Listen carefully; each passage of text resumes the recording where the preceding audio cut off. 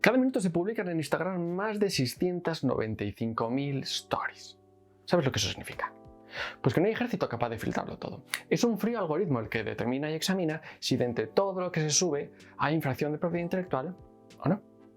Puedes intentar discutir y razonar, pero amigo mío, o te enteras de cómo funciona la propiedad intelectual aplicada a esta plataforma, o estás, si no fuera, sí en el limbo, ya sea por ese shadow banning del que no te has dado cuenta, o por ese strike que están viendo si te aplican. Y para ayudarte, voy a darte a ti, creador de contenido, 3 estrategias de uso de música, fotos, vídeos, fonts, transiciones, emojis, efectos y otras cositas que no has hecho tú, pero que tanto quieres porque le dan ese toque de calidad a tus publicaciones y que te hacen temblar porque tienen un copyright como un sol.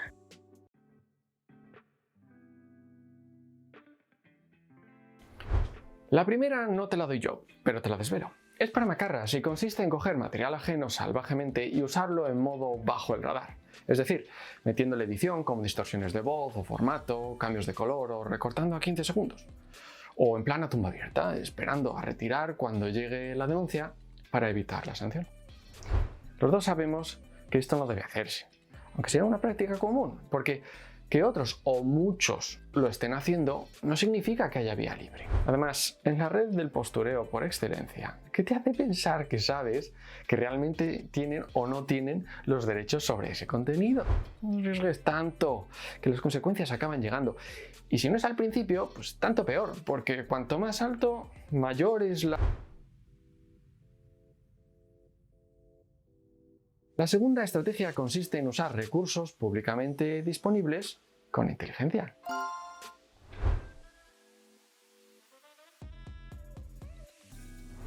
Puedes usar contenido que ya está en dominio público. Esto significa que no tienes que pedirle permiso a nadie, ni tienes que pagar un céntimo y que puedes hacer todas las variaciones que te dé la gana. Para ser conservador, cuenta 70 años tras la muerte del autor. Si quieres apurar, averigua a quién pertenecían los derechos. A la productora, a la editorial, al artista, no se sabe quién, al que sea. Con esto verás si puedes rebajarlo a 70 años tras la publicación. Recuerda en cualquier caso que se cuenta a partir del 1 de enero del año siguiente de la publicación o muerte. Si no quieres tomarte tantas molestias, pues tienes herramientas como Public Domain Calculator para estar seguro del todo. Y hay publicaciones especializadas que hacen una recopilación de lo mejor del año, como hace Shataka. Esta ha sido la mano que ha jugado Walter Murphy y The Big Apple Band para transformar la Quinta Sinfonía de Beethoven en esto.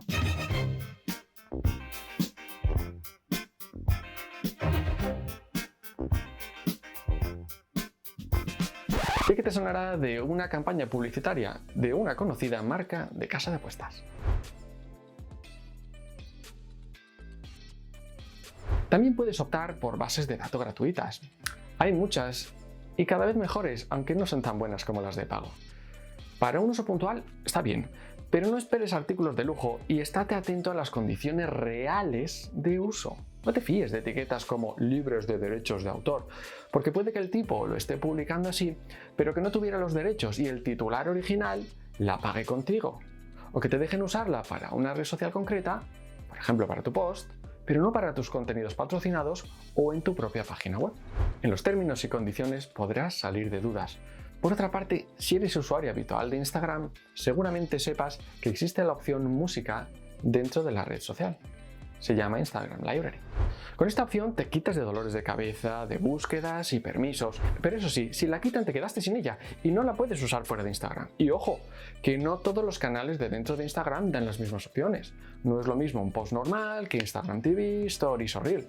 Y no siempre ha sido o va a ser igual. Por ejemplo, para impulsar el uso de Reels, en su estreno permitía usar una barbaridad de temas famosos actuales. Pero ya no es así. Y lo mismo sucede con el tipo de cuenta. Tienes personal, business o creator. Como es lógico, esta última tiene bastantes más canciones en su catálogo que las demás. Y la más fina de todas consiste en aprovechar las exenciones de copyright. Aquí aclaramos una cosa. Las políticas de Instagram son un laberinto de enlaces a secciones como política de privacidad, servicios de Instagram, políticas de publicidad, brand center, condiciones de uso, normas comunitarias de Instagram, políticas de contenido de marca, normas de música y aún un largo etcétera. Si a eso sumamos que no tienen todos los textos adaptados a la normativa de cada uno de los países desde donde se usa, es normal que te hagas un lío a la hora de saber cómo hacer sin meterte en problemas o cómo salir del lío en el que ya te has metido. Sin embargo, a ti se te aplica la normativa del país donde estás. En España, lo que tenemos son unos usos del contenido de otros sin tener que pedirles permiso, conocidos como exenciones o excepciones. Pero están sujetos a sus condiciones. Estos son los que tú ya conoces como crítica, cita, examen, caricatura, parodia o pastiche.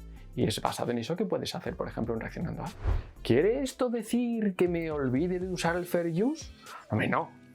Pero mejor te miras nuestro blog, que ahí te lo explicamos un poquito mejor. Y la tercera y última estrategia consiste en usar recursos de pago o con autorización expresa de sus dueños. Esta autorización puede haberla expresado en forma de licencia estándar, tipo Creative Commons, donde tú ves lo que permite hacer y a lo que te obliga y te adhieres sin más. O puede que esté esperando a que le escribas un mensajito. Es una práctica súper habitual y la que más problemas te quita. Un consejo: sé claro. Cuéntale lo que quieres hacer exactamente, no hace falta que le cuentes tu vida tampoco. No te ofendas si te pide dinero a cambio y no te pases luego de listo. Muchos de estos autores están más que acostumbrados y más de uno los vende directamente en plataformas como Envato, Epidemic Sound, Artlist y similares. Lo bueno de estas plataformas es que tú pagas por una suscripción y tienes acceso a un catálogo amplísimo. Cierto es también que hay variantes y tendrías que ver la que más te cuadra. Normalmente, cuanto más pagas, menores limitaciones, pero la última palabra la tiene la licencia que suscribes y que te tienes que leer al menos una vez antes de incorporarlo al proyecto. Ahí te enterarás si te permite usarlo para publicidad, del número de visualizaciones máximo, si puedes llegar a registrarlo como marca, etc. Como seguramente intuías, esta última opción es la favorita de los influencers y creadores de contenido serios. Pero como ves, la propiedad intelectual no entiende de clases y no siempre hay que pasar por caja para producir contenidos de calidad y seguros.